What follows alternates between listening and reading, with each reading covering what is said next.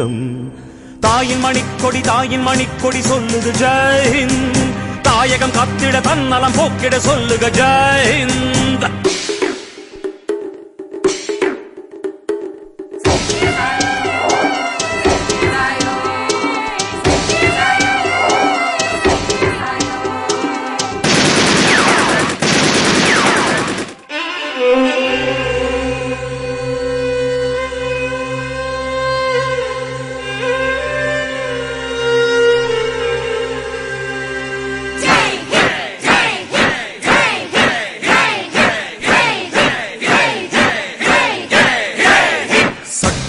நம் சட்டம் புது வேகம் கொள்ளாதோ.